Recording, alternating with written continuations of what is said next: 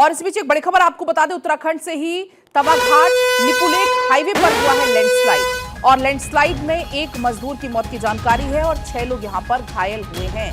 तो उत्तराखंड से एक और ये बड़ी जानकारी है। तवाघाट लिपुलेख की आज तस्वीरें आपकी टीवी स्क्रीन पर आप देख पाएंगे। ये हाईवे है जहां पर लैंडस्लाइड होता है, पहाड़ का एक बड़ा सा हिस्सा आकर हाईवे पर गिर जाता है। और ये देखिए, मौसम की मार इस वक्त उत्तराखंड पर है और ऐसे में लैंडस्लाइड में एक मजदूर के मौत की जानकारी भी मिल रही है और 6 इसमें घायल बताए जा रहे हैं। तो इन तस्वीरों में आप देखिए उत्तराखंड में जो मौसम की मार है उससे कैसे हाहाकार मचा हुआ है। एक तरफ जहां लगातार बर्फबारी तेज हो रही है, दूसरी तरफ ये तस्वीरें हैं जहां पर एक बड़ा सा हिस्सा पहाड़ का टूटकर हाईवे पर आ जाता है।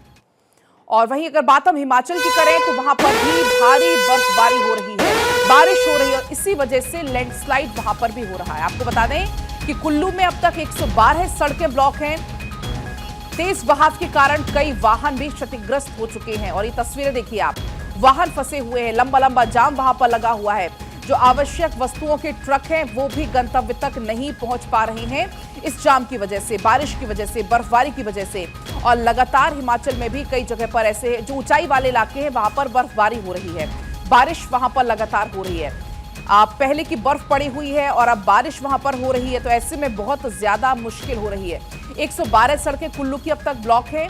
तेज बहाव के कारण कई वाहन क्षतिग्रस्त हो चुके हैं और इन तस्वीरों में आप देखकर अंदाजा लगा पाएंगे कि ऐसे में हिमाचल इस जगह जहां पर पर्यटक भी भारी संख्या में पहुंचते हैं और ऐसे में पर्यटकों की गाड़ियां भी फंसी हुई हैं। लंबा लंबा जाम हाईवेज पर लगा हुआ है। कई ऐसी सड़कें हैं जिनको बंद किया गया।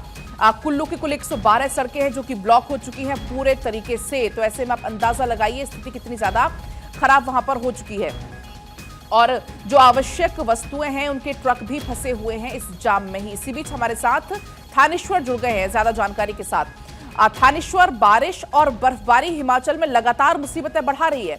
हमने देखा था कल भी कितना लंबा जाम लगा हुआ था, यहां तक कि जो आवश्यक वस्तुओं के ट्रक हैं वो भी अपने गंतव्य तक नहीं पहुंच पा रहे हैं।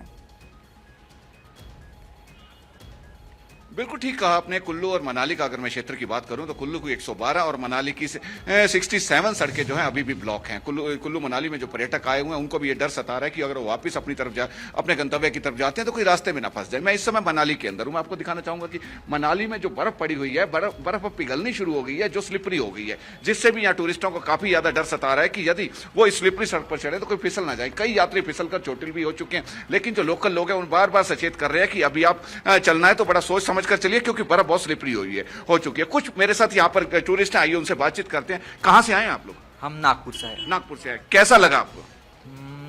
मौसम तो बहुत बढ़िया है बोलना आज, लेकिन ये बर्फ बहुत हार्ड हो चुकी है ना, तो थोड़ा फिसलन है। फिसलन है। हाँ। तो आप जब आए थे रास्ते में आने में कोई परेशानी हुई थी? बहुत लंबा 6-7 घंटे का जाम था। बहुत जाम था। तो जो 6-7 घंटे जाम था, वहाँ जो होटल ढाबे वाले थे उन्होंने रेट कुछ बढ़ाए थे या उसी रेट पे काम कर साधन दे? नहीं, रेट वगैरह नहीं बढ़ाए थे, लेकिन कैब के रेट बहुत बढ़ गए थे। बहुत बढ़ गए थे। तो आप कहाँ से आए? हम नागपुर से साथ में। नागपुर से साथ में ही आए। महाराष्ट्र। तो तीनों फ्रेंड्स का टूर आया। तो जो आप लोग जो सोच कर आए थे कि यहाँ जाना है, क्या उन जगहों पर आप जा पाए? नहीं जा पा रहे क्योंकि ब्लॉक हो चुका है वो कल के वजह से। लाइट वगैरह की परेशानी है, पूरा लाइट वगैरह बंद है सब। 2 दिन से लाइट भी नहीं है मनाली में, बहुत दिक्कत है। इलेक्ट्रिक तो जो यहाँ पर जो होटल मिल रहे हैं उनके रेट कैसे? नहीं, होटल के रेट तो सेम ही बोलना, रेट में कोई कॉम्प्रोमाइज नहीं। देखिए यहाँ पर मनाली के अंदर जो टूरिस्ट है इनका साफ कहना है कि यहाँ पर 2-3 दिन से लाइट नहीं है। रात को कुछ समय के लिए लाइट आई थी लेकिन उसके बाद फिर लाइट चली गई है, जिससे टूरिस्टों को ज्यादा परेशानी हो रही है। और खासकर जो प्लान करके आए थे वो अपने उस प्लानिंग के हिसाब से अपना टूरिस्ट जो है वो काम नहीं कर पा रहे हैं क्योंकि बहुत ज्यादा बर्फबारी हो गई है। रास्ते कई ब्लॉक हैं, जैसा कि 112 सड़कें कुल्लू की और 67 सड़कें जो मनाली की जो आसपास के क्षेत्र की वो ब्लॉक पड़ी है। जो गंतव्य तक जो माल के सामान से लोडेड ट्रक आने थे वो भी नहीं आ पा रहे हैं। सबसे इसी कारण जो मनाली के अंदर या कुल्लू के अंदर जो टूरिस्टों के लिए जो खाने पीने का सामान है जो उसकी भी कहीं ना कहीं आगे दिक्कत आ सकती है। हालांकि प्रशासनिक अधिकारी इस रास्तों को खोलने का लगातार प्रयास कर रहे हैं लेकिन अभी ऐसा नहीं हो रहा है। सबसे बड़ी बात है कि मनाली के जो लोकल लोग हैं वो काफी टूरिस्टों को कोऑपरेट कर रहे हैं। हर व्यक्ति टूरिस्टों को कोऑपरेट कर रहा है और यहाँ पर जो पहले अक्सर होता है कि अगर डिजास्टर होता है तो रेट बढ़ जाते हैं, यहाँ इतने रेट भी नहीं बढ़ाए गए। सब तरीके से अभी तक सुचारू चल रहा है। लेकिन ये जो बर्फ जो स्लिपरी होती जा रही है, देखिए अभी कुछ और लोग यहाँ फिसल रहे हैं। सबसे बड़ी दिक्कत ये स्लिपरी सड़क की आ रही है क्योंकि अभी तक प्रशासन की तरफ से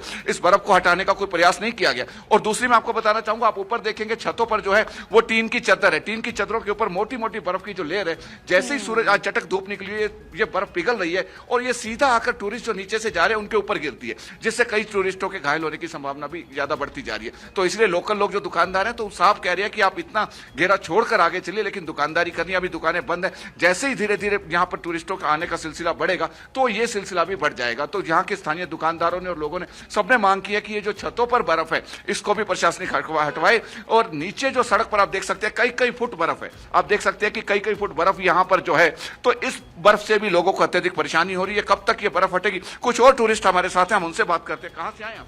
जयपुर से सर। जयपुर से। कैसा लग रहा है सर यहाँ क्या है कि बहुत बहुत मतलब बर्फ है। बर्फ तो है, वो तो सबको दिख रहा है, लेकिन वैसे अच्छा है मौसम। अच्छा, जो सोच कर आए थे उस हिसाब से काम कर पा रहे हैं? हाँ बिल्कुल।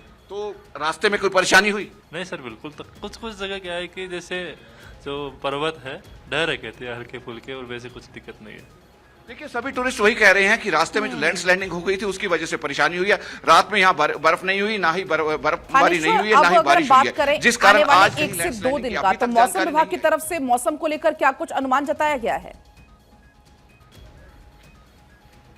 देखिए मौसम विभाग ने हिमाचल के 5 जिले जो है उसमें बर्फबारी की आशंका जाहिर की है। उन्हें कहा है कि वहां बर्फबारी भी हो सकती है, बारिश भी हो सकती है, तो इसीलिए वहां पर जो है डिजास्टर मैनेजमेंट के सभी पुख्ता प्रबंध किए गए हैं ताकि लोगों को ज्यादा परेशानियों का सामना ना करना पड़े। खासतौर पर जो टूरिस्ट आए हैं, क्योंकि हिमाचल का पूरा अर्थव्यवस्था टूरिज्म पर आधारित है, इसलिए टूरिस्टों को किसी तरह की परेशानी ना हो, इसके लिए प्रशासन ने पूरे पुख्ता प्रबंध कर लिए हैं। और सबसे बड़ी बात है कि बर्फबारी जो मौसम होगा वो तो ठीक है, लेकिन जो मौजूदा बर्फ है, मैं आपको जो दिखा रहा हूँ, कई कई फुट, ये मनाली का मेन मॉल रोड है, जो भी टूरिस्ट यहाँ आते हैं तो मॉल रोड पे जरूर आते हैं। आप देख सकते हैं यहाँ पर कई कई फुट बर्फ है।